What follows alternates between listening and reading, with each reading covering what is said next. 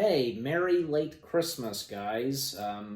Yes, it is well, I mean, as of this recording, it is January and late January, and by the time you guys are watching this, because February has just arrived, but I don't think that really matters. Besides, what we're reacting to, I saw either I think maybe one or two reactors reacting to this after Christmas.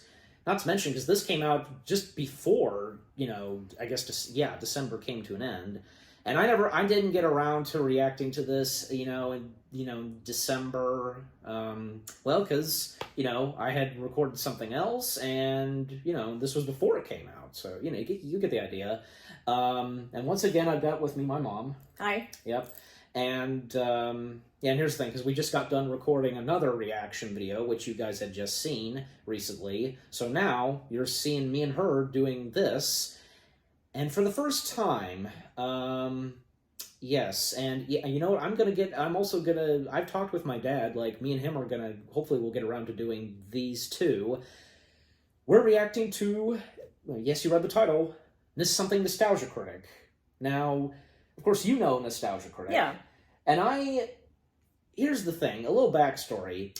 I had considered her joining me reacting to this, because I know she loves A Christmas Story, and, well, and I explained to her, because, I don't know, you weren't really sure, because, you thought that he was probably going to bash on this, but I explained, and here's the thing, I think a lot of you would know, too, the character of the Nostalgia Critic has come a long way, and he's changed and developed over the years, and as of now, with Doug Walker himself, he's now had the Nostalgia Critic character be more honest, just like how Doug himself is on movies. So, and that's a good thing.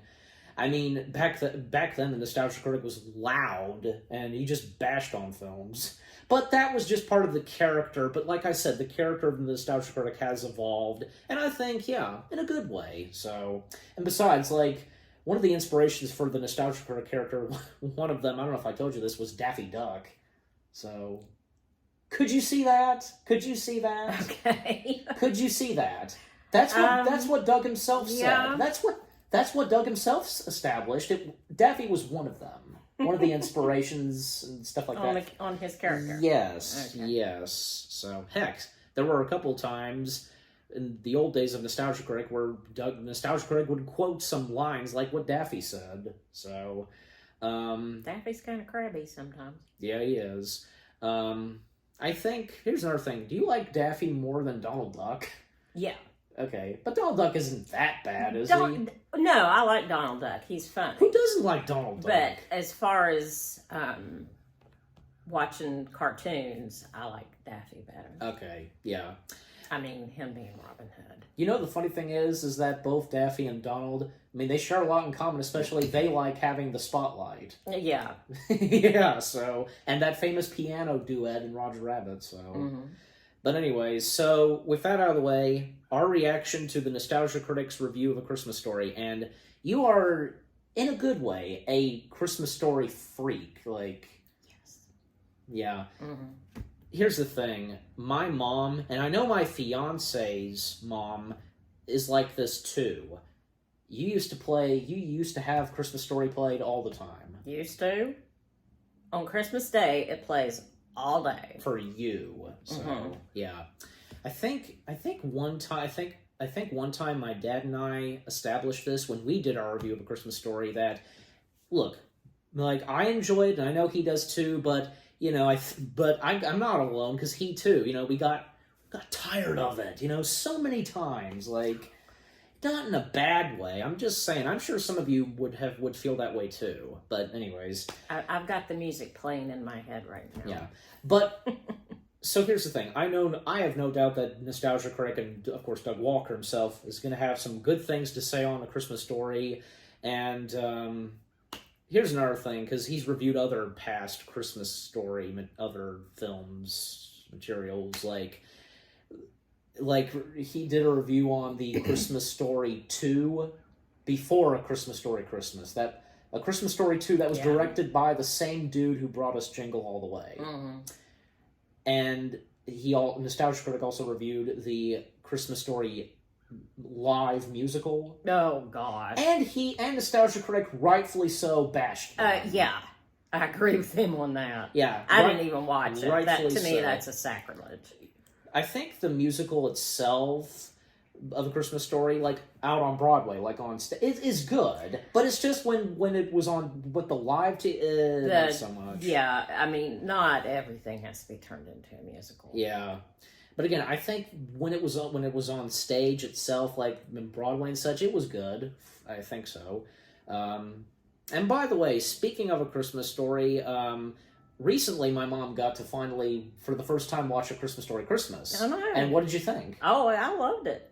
Yeah, you had a good time with Yeah. it, didn't you? Mm-hmm. So, yeah.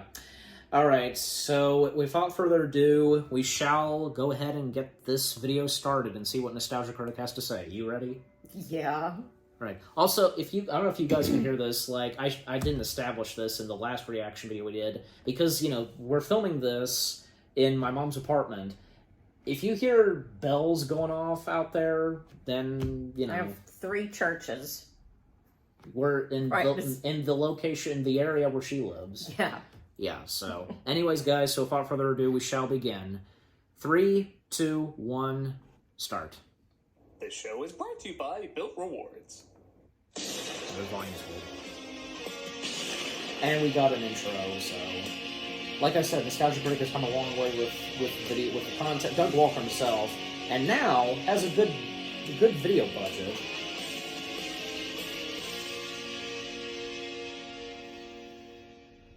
Hello, I'm the Nostalgia Critic guy, remember? So you don't have to. Well, it's after Christmas. It's the 40th anniversary of this. Somehow this feels right. It does.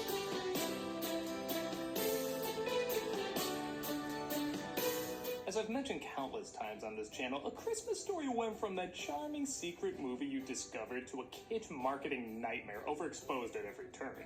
Yet, for all its merchandise, musicals, sequels, live shows, and marathons that started more marathons? Who are you people? I have to admit, none of that deters me from still enjoying this flick.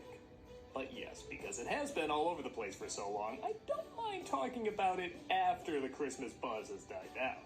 Is it talked about too much? Probably. It Now is. that people are realizing that and starting to talk about it less, of course, that's when I come in and say, hey, maybe we should talk about more. What a contrarian asshole. With that said, what is it about this film that still makes me enjoy it despite so many factors trying to stop me from enjoying it? Well, let's take a closer look. This is A Christmas Story after Christmas, because you brought this on yourself, movie. Yeah. The film opens in the 40s with a narration from the author of the book this was based on, Gene Shepard, who's both a perfect and imperfect narrator. Don't get me wrong, he has a kind, well-spoken voice, but he also kind of sounds like the Schmucker's jelly guy if he was a little drunk and ready to deck you if you say, maybe you shouldn't bring your pistol to parties. Smucker's is naturally good because it's naturally made. In his hand was the knurled That sounded like stock Walsh, of as sounded to me. coolly deadly-looking a piece of weaponry as ever I had laid eyes on. That's my Second Amendment right to show your 3-year-old how to protect herself from communists. It gives both him and the film a soft edge, but still an edge. This is Ralphie, played by Peter Billingsley, who obsesses over getting the Red Ryder BB gun, despite his mother refusing to get it for him. I want an official Red Ryder Carbine Action 2-inch range ball air rifle. Shoot your eye out. With what? I don't even know what he asked for. I just said, Yeah. Actually, that's one of the things I like about this movie. The kids aren't too Hollywood. I'm all for empowering children, but I feel like a lot of movies make them a little too confident to the point where they don't feel real. Ralphie and his brother Randy can be funny, but they feel like real kids. And I think a lot of that is because they allow them to be vulnerable. Mhm. When one of them is hurt, they don't just say a quippy line, they legit break down. Whether the film let them be more emotional because it's the 40s or because kids are friggin' emotional, it gives a welcome realism and heart to what's in many respects a light comedy. Mothers know nothing about creeping marauders burrowing through the snow toward the kitchen. Speaking of which, this begins one of many fantasies Ralph has that, yes, are pretty silly, but I feel like do reflect the emotions of what he's going through. It isn't just him imagining himself with the BB gun, it's him showing his mother she was wrong about not letting him get one. All the fantasies are fueled by what he's feeling in the moment, which is something the random fantasies in the spin-offs usually miss. It also gives the actors a chance to go delightfully over the top. I just know those bad guys would be coming for It's acceptable. me, and This whole fantasy is worth it just for that reaction. The film also does a good job of really making it feel like it's the 40s. Not only is this a fantasy a kid back then would have, but I still know so many people who swear this movie was produced in the 60s or 70s. Yeah. It just has that old-timey feel to it. And yes, despite it taking place in the 40s, it captures a lot of timeless elements around Christmas time. Like getting dressed for winter. I can't put my arms down. Put your arms down when you get to school. That was me as a kid. No, really. How did he get out of that coat when he got to school? He clearly has no friends. How'd he get it back on? Smartass. Ralphie has friends, though, who swear up a storm because, again, this film wants to capture as much realism in a PG movie as possible and not whatever comments Wreck-It Ralph 2's PG rating got. Whew, harsh stuff, Internet. Well, go on, smartass, and do it. One friend dares another to stick his tongue to a pole because he believes it won't stick. No, you fool, don't put it on the one with a tiny hole that has a vacuum in it. No, really, that's how they did this effect. What are you gonna do? I don't know the film. Okay, so I didn't know that. At least he'll make it far in the corporate world. Adam's stuck in a fire! Yeah, but these deadlines, man. Oh, you're right, man. I'm selfish. Yeah. They get the kid off the pole, but their troubles don't stop there, as the school bully named Scott Farkas, maybe the best bully name in anything, constantly chases them after class. And his laugh, too. This kid has both the most natural and unnatural evil laugh. It's almost like Like I he's said. shouting to you his evil laugh in case you forgot it.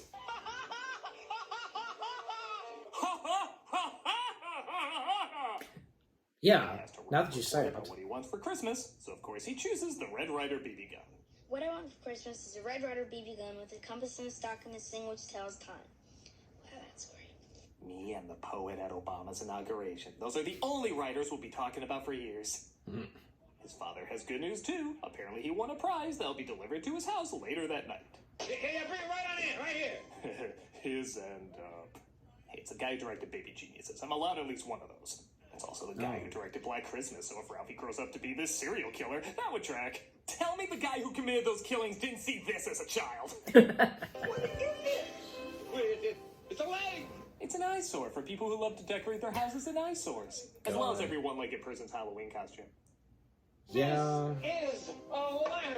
I do legit buy the father loves the lamp not because it's sexy, but because he won it. It could literally be a lamp of Steven Seagal, and he would love it just as much. Hey, Park, what is that? It's a major award. Shucks, I wouldn't have known, Dad. It looks like a lamb. That's the director, by the way. And I kind of love the fact he doesn't look like a person who would direct this or any of these movies, but he does look like a guy who would direct Porky's. When Ralph hands in his report, he has the one fantasy I guess you could argue isn't emotionally motivated, but I don't know. I think you can still say he's thinking about showing his mother how wrong she was with the BB gun. A part of me wonders if they had her there looking defeated in an earlier draft, but then again, that would ruin her other daydreaming cameo later. Yep. How a YouTuber who makes a movie always thinks their film is going to be accepted. On the way Yeah, back you from don't getting get a that tree, they reference. get a flat tire, and Ralphie accidentally lets out the F-bomb without actually letting out the F-bomb. Fudge. Only I didn't say fudge. I said the word. Come on, you were made in the 80s. You're allowed at least one in a PG movie. No, there is And something funny about today- parents having to lean over and tell their kids, he means fuck, dear. You know what your son just said. Ready? I love when they tell Randy to step away and he just steps right back in. Well, Don't worry, some people make a very good living saying that word over and over. he did, yeah. Okay, and I'm sure many of you listen. okay, this is a sponsor, but I did not know that. Maybe I did, but I didn't. The director making a cameo in this. I never knew that. You never knew until now, until Nostalgia Critic established that. Yeah. But didn't you know that Gene Shepard had an on-screen appearance Yeah. at Higbee's shop? You know, Mhm. like, hey kid, where do you think you're going? And Yeah. it begins that's him. So, Mhm. well, hey, it's nice that Gene Shepard got to be on screen, Yeah. aside from narrating. Right. So, yeah. 5 days a week. Hope to see you there. Okay. And then ad for his... Ralphie gets his mouth washed out with soap and has to tell where he heard that word. Now, I had heard that word at least 10 times a day from my old man. Did you though? I think it was very much the Yosemite Sam Home Alone Joe Pesci variety. Yeah. Says he heard it from his friend Schwartz, so his mother gives Schwartz's mother a call. Do you know what Ralph just said? He said, In the 40s, everything past the D word was the C word. 5 days a week. Hope to What see the you heck there. happened? That was weird. I don't know what happened. Ralphie gets his mouth washed out with soap and has to tell where he heard that word. Now, I had heard that word at least 10 times a day from my old man. Did you though? I think it was very much the Yosemite Sam Home Alone Joe Pesci variety. He says he heard it from his friend Schwartz, so his mother gives Schwartz's mother a call. do you know what Ralph just said? He said, In the 40s, everything past the D word was the C word. Schwartz's mom Okay. doesn't take her son saying Say, that don't word do it very again, well. tablet. he heard it from your son.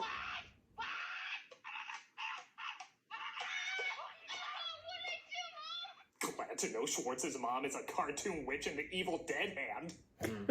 He has another fantasy, this one I know every kid has, the pity fantasy. The Yeah. won't they be sorry they punish me because insert stupid reason here. It was so poisoning. This is how an influencer thinks someone's gonna react when they block them on social media. In one scene that I acknowledge is funny, but also acknowledge is entirely pointless. He decodes what he thinks is an important message tied into the Little Orphan Annie show. Okay, what's going on here? Sorry, guys, technical difficulties. But also acknowledges entirely pointless. He decodes what he thinks is an important message tied into the Little Orphan Annie show. That's a message from Annie herself. Remember, don't tell anyone. Now, like I said, this is pretty funny and builds up how kids can get really overhyped for something that's probably not worth it. Kids. But if you were to cut it out, you wouldn't miss a thing. Be sure to. That was Darth Maul Again, Ralphie's cosplay. reaction to it just being a commercial does make it really funny. A crummy commercial? Son of a bitch. Sorry, I love a family Christmas movie that needs a swear jar. Also gotta love this immature edit. Oh, God. Poop. Idiot.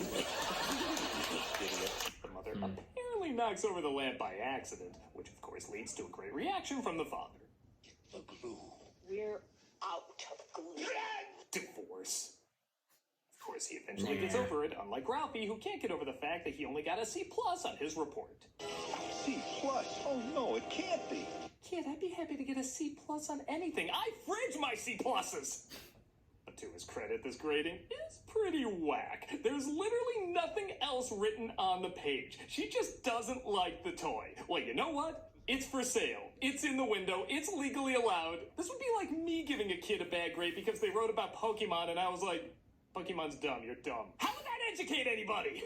Oh, Christ. How did these actresses do so well being such believable authority figures and then such believable hams at the same time? Y'all shut your eye out! Y'all shut your eye out! Just did.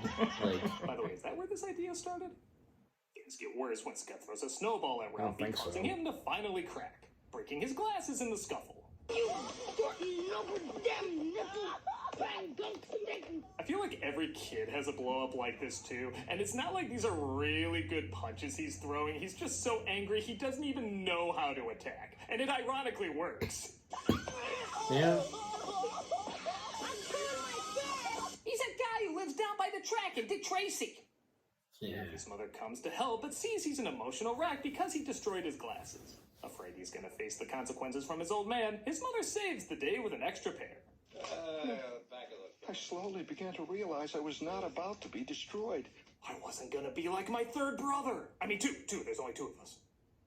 He realizes he owes What his happened to mother the big third time, brother? so he stops pushing her for the BB gun. But that's when he puts together he can ask Santa at the mall. So they decide to go there after watching the Christmas parade. Hey, back off! Don't make me buy you! Yeah, with what money? That's fair. The get in I line get for the joke. Santa when the You author should himself too. says no cutsies. You kind of gotta listen. And they walk out to Yeah, one Gene of my Shepherd. favorite Santas of all time. Come on, Doug. How could you not? That's because Plenty Santa of is Santas always over the years scary helped some to literally little have that kids. name. But this one's so much fun because he both really doesn't care and cares too much at the same time. And what do you want for Christmas, Billy? A toy truck. Get him off my lap. I love how he both can't wait to be finished and rush his kids off, but then he'll also go crazy hard with the laugh and take too long with kids that probably don't deserve that much time. Then what's your name, little boy? He cracks me up, and I've never seen another Santa like him. He's one of my faves. Okay, get him out of here. When Ralphie freezes up, though, he realizes he's missing his opportunity and tries to get his gift across. Officer Red Undercover Knife said you want to get rid of my light rifle. You'll shoot your eye out, kid. Was this toy like the Four Loko of its day? Did everyone just have a feeling it was going to be dangerous? Oh shit, I forgot about this kid. I like the Wizard of Oz. Do I need to say anything else about him? He's cool. Anyway, they wake up on Christmas Yeah. morning to find their toys under the tree. Some they're ecstatic to have, others not so much. Immediately, my feet began to sweat as those two fluffy little bunnies with the blue button eyes stared sappily up at me. With all the tie-ins done over the years, how did the Energizer Bunny never nab this? Good point. For as iconic as this image is, I actually don't find it that funny. I think the leg lamp, for as overexposed as it is, thank you, tip your waitress, is more odd and one of a kind and sticks out more, where this just kind of feels like standard family film fare. But again, it's followed by a great scene, that being Ralphie getting the BB gun from his father. He listened the whole time. So many people here always watch the wrong performance. They're like, oh, Ralphie got what he wanted. Yay, a capitalist love story. Shut up, you're supposed to be watching the father.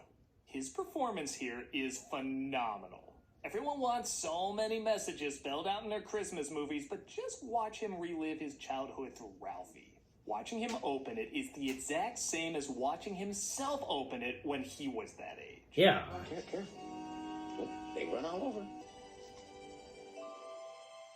Close it up. Close it up. A lesser performance wouldn't have gotten that across, and honestly, most of the sentimental moments are the mother's. He doesn't get that many. But the character more than makes up for it here. I don't care how overplayed this film is, these are some phenomenal scenes. Yes. But I guess you can't say they didn't give us spoilers. He shoots his eye out. Oh my God, I shot my eye out. I would pay hard cash if that's actually what happened. Oh, God. It does damage his glasses, though, so that nice scene of the father reliving his second childhood might be turning into a beating soon. But Ralphie makes up an excuse that an icicle hit him, and his mother believes him. What about my glasses? Well, you can wear the old ones with the crack in them until we get you some new ones. Wait, I thought he was concerned about his father earlier. Wait, I thought she already gave him the spare. Wait, there's a lot of things I'm realizing I didn't follow in this. Well, it doesn't matter because the mother left the door open, allowing the dogs to ruin Christmas dinner. Off to the scene that probably aged the poorest. It's still funny. I'm not gonna act like I don't tug at my collar a little bit when I watch this moment. But there are still some great laughs. First off, the Yes. Chinese restaurant clearly being a bowling alley first is hilarious. Oh, And yeah. apparently this whole scene with the goose was improvised.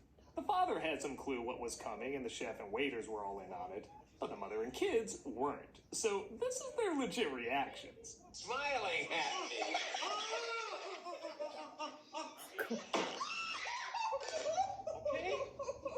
That's pretty amazing. We then get my favorite scene in the movie, and honestly, maybe my favorite Christmas moment of all time. All right, come over here. Look at this. This. Ooh, is that beautiful? That's it. Nothing else.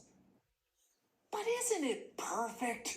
I would Do agree. you really need a rom-com telling you the meaning of Christmas, or 5 subplots for the Grinch, or... Yeah. Okay, admittedly, what I do every year over explaining, hey, I'm a critic, it comes with the territory. Oftentimes, no. All you need is a good, I know believable that. couple with good chemistry sharing a believable, loving moment. You've either seen couples like this, or if you're lucky enough, are a couple like this. And the movie captures such a simple yet important moment in a matter of seconds with almost no dialogue. It is so warm, so genuine, so Christmas to me. And that ends with Ralphie sleeping with his gun like a psycho. But I'm sorry, it's perfect. It balances that last part out. It's perfect. Yeah. Okay, so you might have noticed me throughout this review saying, oh, it does one thing and it also does the opposite at the same time. It isn't just me lazily repeating the same thing. I mean, I guess it's that too. But it's also pointing out why this movie is so great, because it does that a lot, and I think the whole film is kind of that. It reminds me of this Frasier episode where he wants to get his son an educational toy for Christmas. Precautions, he needs to be challenged. Oh, challenge him the other 364 days. One day out of the year, indulge him. Let him be a kid. Exactly. We have enough Christmas movies saying don't be selfish. Here's one that's saying being a little selfish is okay. If anything, it's totally human. We want kids to appreciate what they have, but also what they're receiving. Whether it be a toy gun, experiences with your friends, or just a nice snowy evening. This isn't a movie that has a huge, important message. I mean, it has a few little lessons here and there. Stand up for yourself, trust the ones you love, etc. But it just wants to represent Christmas as honestly as possible, particularly from a kid's point of view, combining a fair amount of optimism, but also a heavy hint of cynicism. The film is both broad enough to be anyone's Christmas, but also specific enough to just be this one family's. A lot of families have had moments like this, but not with these exact details. But it's all about commercialism and products, and yeah, when you're a kid, that is all it is. And when you're an adult, it's about something else. And you know where that something else is represented? With the adults! Don't get me wrong, I love my Christmas movies that have deep and heavy messages, but I also love the ones that capture both the excitement and silly wonder of being a kid around this time, while allowing you to see it through the point of view of both the kids and the adults, if you're paying attention. For as much as I hate how overexposed it's been over the years, the movie is just so good, it doesn't hurt my feelings on it whatsoever. So, whether you love it, hate it, or just add it to the pile of other Christmas media, it's good knowing that 40 years later, and probably 40 years after that, it's still going to be talked about. Yeah. Just hopefully the right amount it's supposed to be talked about. I would agree. I'm a nostalgia critic guy, remember? So you don't have to. Till next time, Doug. That's because every time like the Channel Awesome logo Cameo for shows charity. does like plays an audio clip. Just okay, so that was Nostalgia Critic's review of A Christmas Story. How do you feel after that? I'm very happy that I don't have to send a hitman after the Nostalgia Critic. Yeah. But as I explained before this, because again, the character has evolved, and that's not what Doug is really like. Yeah. You know? No, I'm really glad he likes it, because it's my favorite Christmas movie of all time. One reason, and I was not alive in the 40s, it reminds me of my childhood at Christmas time. The giant Christmas tree that, was just way too big for the house or the apartment. And, fighting with the lights, and the plugs. Right. And a lot of things like that he said, like you would agree too, because all that he said in the film, especially because, like moments with the characters and the acting, especially because the old man, as I pointed out, he listened the whole time. Yeah, he did. And, because how he was enjoying and just laughing, and as Doug pointed out, like he was seeing like what he was like as when he was 8. Yeah, it's one of my favorite scenes. I also like how what's that? He's watching him open the. I also like how he's guiding Ralphie, with the bullets and stuff. Yeah. And there were other things that Doug did not point out, but that's the thing. Like sometimes anybody, if I have or have not established this before, like in a video. Like, sometimes, anybody who's reviewing a movie or anything like that, sometimes they're not gonna, like, talk everything, No. Like, Doug did not point out that was Gene Shepard. Gene Shepard that made a cameo, an on-screen appearance, like, that was him. Yeah. So, I mean, he pointed out the director who had a cameo in this. And, yeah, Doug had a point. It looked like the director looked like someone who was not the director of A Christmas Story, but the fact he was. Yeah. You know what? That kind of goes for Tim Burton, like in his early days when he was directing. Like the late Paul Rubens established that when it came to Pee-wee's Big Adventure, they were wondering who the director was, and when it was pointed out that it's Tim Burton, like, nobody could believe it. Like, oh, that's the director? Again, this comes from Paul Rubens. Yeah. So, and other things like, the whole, like, restaurant sequence, it was Chinese, wasn't it? Yeah. Part of that, like, I guess, and as Doug established, but yeah, it's like, I guess the director did not tell some of them. Oh, yeah, you can tell they're really...